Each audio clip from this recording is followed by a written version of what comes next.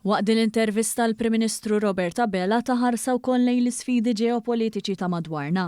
Dr. Abela qal kif dan il-gvern kien deċiżiv fosthom billi rikonoxxa lil Palestina bħala stat. Għandna l-arfien, il-maturità, il-ħila u l-kompetenza biex nimmanuvraw f'dawn l-ibħra diffiċli ferm, ġifieri s-sitwazzjoni ta' bħalissa taħraq nar, però konvint li kif għamilna fiż-żewġ gwerer preċedenti, għal darb'oħra fil-waqt li se jkollna l-ekonomija ta' madwarna jibqgħu ibatu, tagħna l-ekonomija nibqgħu nżommuha steady, nibqgħu nkabruha minkejja d-diffikultajiet illi hemm. Tkellem ukoll dwar kif id-diplomazija tassumi rwol kruċjali quddiem sfidi ġeopolitiċi, preferenza għas-sitwazzjoni ta' Greenland.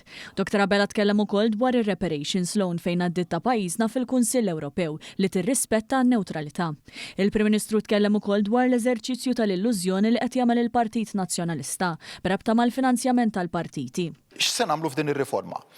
Li iż-żewġ formuli nġibuhom f'waħda u neliminaw distinzjonijiet artifiċjali għax distinzjonijiet dubju joħolqu mhux trasparenzi iktar jiena li trid ikollna dikjarazzjoni waħda li tot għal kulħadd.